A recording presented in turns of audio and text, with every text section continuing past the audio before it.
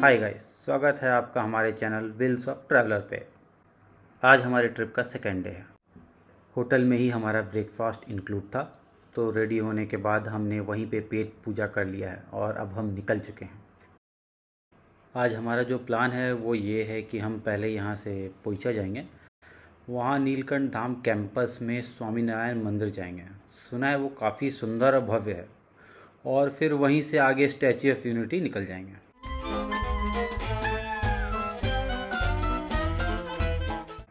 दोनों जगह घूमने के बाद आज रात हम पुणे के लिए अपना रिटर्न जर्नी स्टार्ट कर देंगे और अगली सुबह 10 बजे तक अपने घर पहुंच जाएंगे।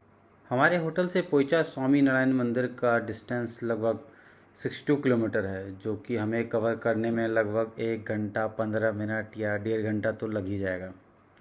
और अगर आप वडोदरा से स्टैच्यू ऑफ यूनिटी जा रहे हैं तो ये आपको उसी रास्ते में पड़ेगा, तो ऐसा नहीं है कि आपको यहाँ जाने के लिए कोई अलग से प्लान करना होगा। आप दोनों जगह साथ में भी प्लान कर सकते हैं।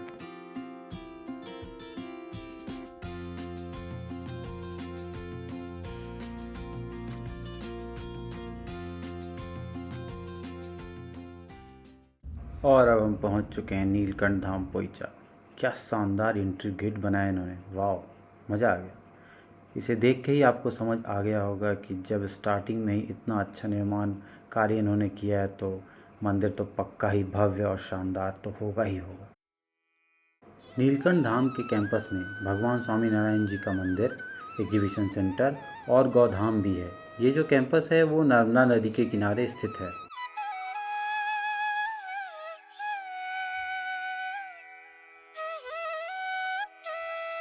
और जैसा आप देख सकते हैं, ये मेरे लेफ्ट में मंदिर की एंट्री है। वाकई में इन्होंने काफ़ी सुंदर निर्माण किया है। अब कितना समय लगा ये पूरा बनने में ये तो नहीं पता, लेकिन मंदिर 28 अक्टूबर 2013 को पब्लिक के लिए खुल गया था। जहाँ तक मैंने पता किया है, अगर आप सीधा जाओगे तो सामने जो बिल्डिंग है वहाँ लोगों के रुकने की व्यवस्था भी है, लेकिन मुझे इसका कोई आइडिया नहीं कि यहाँ रुकने का चार्ज क्या है। आप चाहें तो इनके वेबसाइट पे चेक कर सकते हैं। आइए अब हम चलते हैं मंदिर प्रांगण में।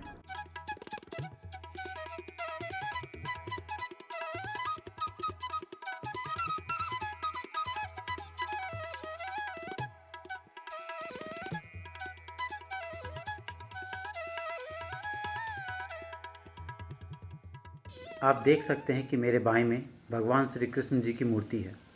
ठीक इसी के पीछे का जो एरिया है वहीं नीलकंठ प्रसादालय भी है, जहां खाने की सुविधा उपलब्ध है। और एंट्री के राइट में भगवान श्री राम जी की प्रतिमा है।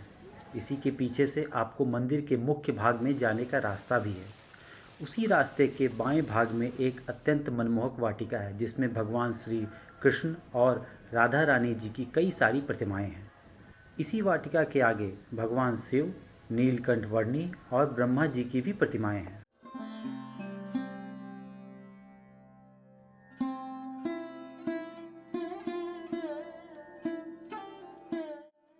वाह, ये देखिए भगवान शिव जी की नटराज स्वरूप में अद्भुत प्रतिमा। यहीं लेफ्ट साइड में नीलकंठ संस्था द्वारा निर्मित वेफर्स, अन्नकूट प्रसाद और कुछ दुकानें हैं। साथ ही आगे में शू स्टैंड भी है।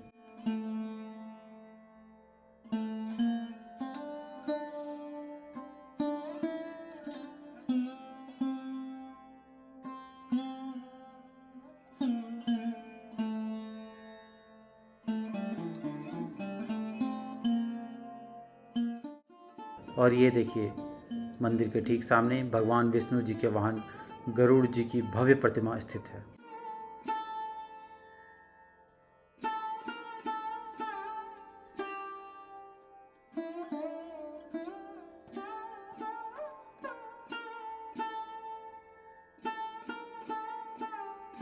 ये है मंदिर का विहंगम दृश्य।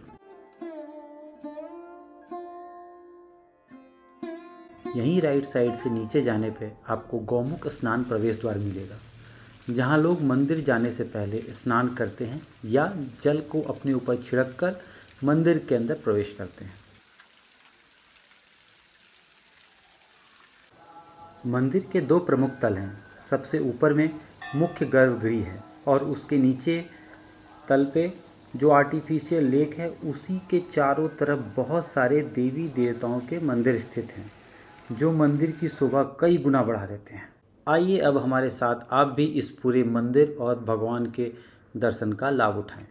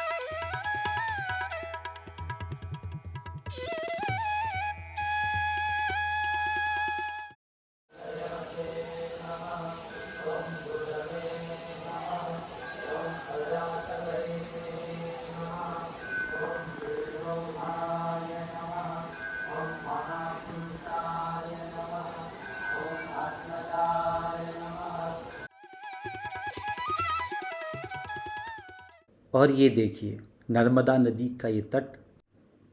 नदी की ये धारा मंदिर के पीछे से ही जाती है। अभी तो नर्मदा नदी काफ़ी दूर है, लेकिन बारिश के मौसम में निश्चय ही ये काफ़ी नज़दीक आ जाती होंगी।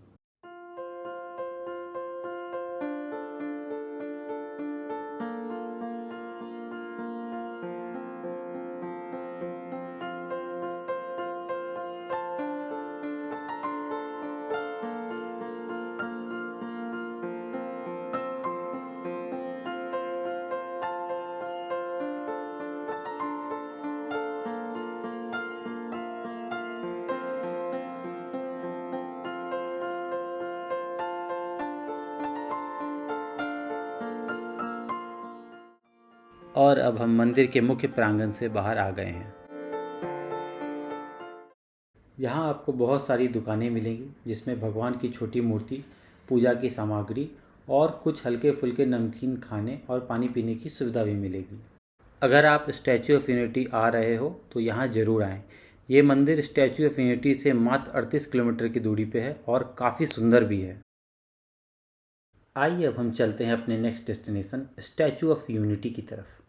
हमें स्टैचू ऑफ यूनिटी पहुंचने में लगभग 50 मिनट से लेकर 1 घंटा लगेगा और ये स्टैचू ऑफ यूनिटी केवड़िया में स्थित है। आप चाहें तो पब्लिक ट्रांसपोर्ट से भी यहाँ आ सकते हैं। उसके लिए आप एकता नगर रेलवे स्टेशन आ जाएं, फिर कोई भी कैब या टैक्सी लेकर स्टैचू ऑफ यूनिटी के पार्किंग तक आ सकते हैं। ये देखिए टिकट काउंटर। अगर आपने टिकट नहीं लिया है तो यहाँ ले सकते हैं। हमने ऑनलाइन टिकट ले रखा है तो हम आगे सीधा चलेंगे। आप जब यहाँ स्टैचू ऑफ यूनिटी की पार्किंग तक आते हैं उसके बाद आपको स्टैचू, जू और डैम जाने के लिए बस मिलेगा जिसका कॉस्ट आपके टिकट में इंक्लूड होता है, चाहे आप किसी भी टाइप का टिकट लें। और बस सफिशिएंट अमाउंट में चलती है तो दिक्कत नहीं होगी। बस डैम तक जाती है और उसके आगे नहीं जाती। उसके आगे आपको घूमने के लिए सिर्फ 2 पॉइंट हैं, कैक्टस गार्डन और बटरफ्लाई गार्डन। बाकी सारे पॉइंट्स आप आराम से बस से जा सकते हो। जहाँ तक टिकट की बात है, टिकट ऑनलाइन या यहाँ आकर काउंटर से भी ले सकते हैं, बट बेटर रहेगा कि ऑनलाइन ही परचेज कर लें ताकि आपको यहाँ आकर लाइन में लगने का झंझट ना रहे। अगर आप सिर्फ स्टैचू ऑफ यूनिटी कैंपस घूमना चाहते हैं, मतलब म्यूज़ियम और जो स्टैचू का फीट है वहाँ तक जाना चाहते हैं, तो आपको 150 रुपये पर पर्सन कॉस्ट लगेगा। बट अगर आप लिफ्ट से होकर ऊपर जाना चाहते हैं तो आपको इसके लिए 380 रुपये पर पर्सन पे करने पड़ेंगे।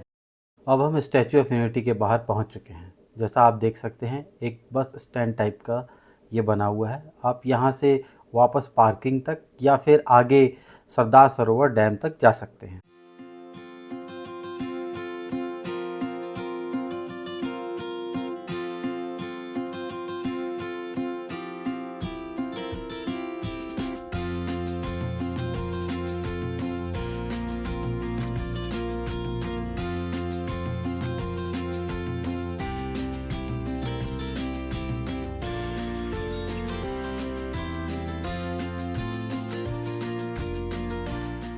जैसा कि आप यहाँ देख सकते हैं, दोनों साइड शेड के लिए कैनोपी और ऑटो वॉक भी लगा हुआ है, तो धूप और चलने की तकलीफ तो आपको बिल्कुल नहीं आने वाली। आइए चलते हैं एग्जीबिशन गैलरी की तरफ। एग्जीबिशन गैलरी घूमने के बाद हम वहीं से लिफ्ट लेकर ऊपर व्यूइंग गैलरी जाएंगे, जहां से आप ऊंचाई से डैम के व्यू का आनंद ले सकते हैं।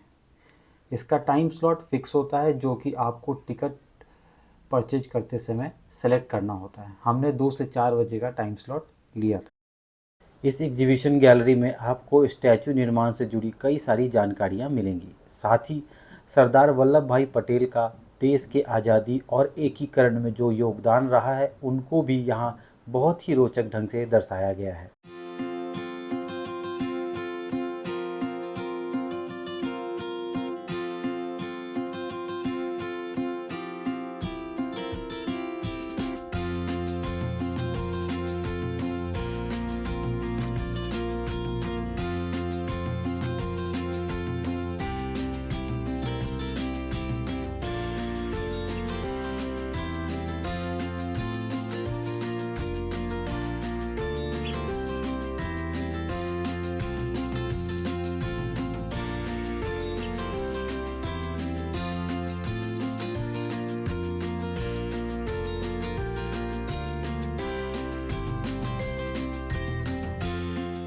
और ये देखिए, ये लिफ्ट से ऊपर गैलरी जाने की लाइन है।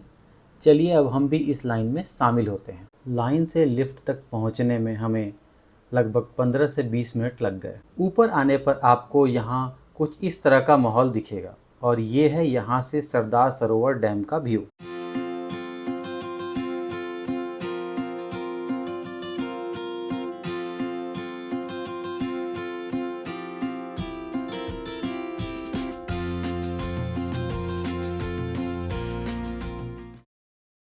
और यहाँ आपको स्टैचू के स्ट्रक्चर का थोड़ा व्यू भी देखने को मिलता है।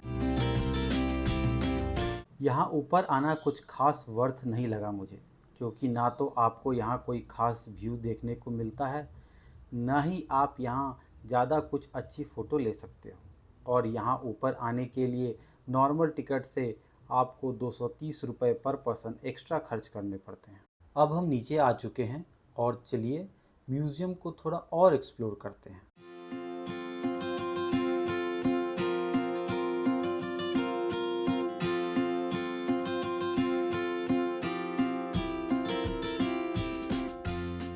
यहाँ एक मिनी थिएटर भी है, जहाँ वीडियो के माध्यम से सरदार वल्लभ भाई पटेल जी की जीवनी और देश के एकीकरण में उन्होंने जो बहुमूल्य योगदान दिया है, उसको दिखाया गया है।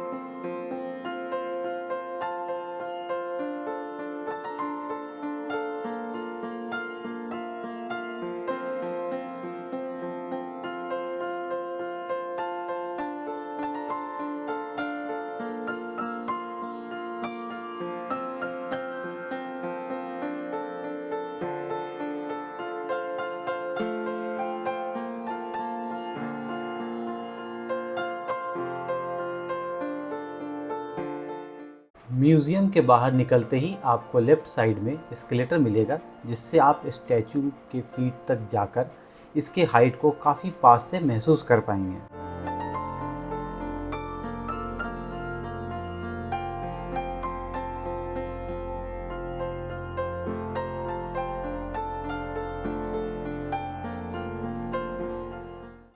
आइए अब चलते हैं वैली ऑफ फ्लावर की ओर। यहाँ आने के लिए आपको स्टैचू ऑफ यूनिटी कैंपस के बाहर से बस मिलेगी, जिसका आपको कोई भी कॉस्ट पे नहीं करना होता। यहीं पास में glow garden, children nutrition park, zoological park और बच्चों के लिए भूल भुलैया भी है। कैक्टस गार्डन और बटरफ्लाई गार्डन रिवर के दूसरी साइड पे है, जिसके लिए आपको अलग से पेड ऑटो लेना पड़ेगा।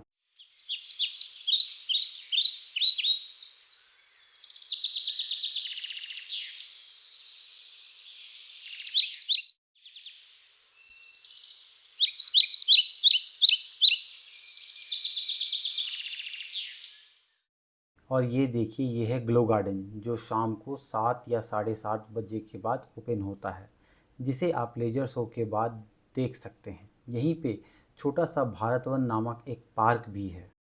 और ये है भूल भुलैया। अगर आप बच्चों के साथ आए हैं तो यहाँ आसपास में उनके लिए काफ़ी कुछ एक्टिविटी है करने को। आइए अब हम स्टैच्यू ऑफ यूनिटी पे होने वाले लेजर शो देखने चलते हैं। इसको आप दो जगहों से देख सकते हैं, एक स्टैच्यू ऑफ यूनिटी कैंपस से, दूसरा हेलीपैड पॉइंट से। इसके लिए कोई कॉस्ट पे नहीं करना होता, लेकिन टिकट बुक करते समय लोकेशन चूज करना होता है कि आप किस जगह से इसे देखना चाहते हैं।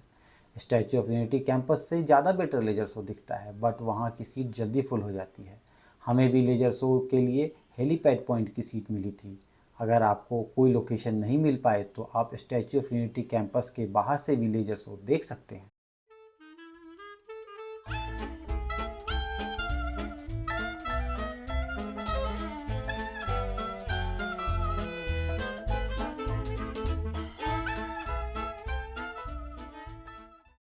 लेजर शो के बाद हमें ग्लो गार्डन जाने का मन नहीं हुआ, तो हम बस पकड़कर वापस पार्किंग तक आ गए।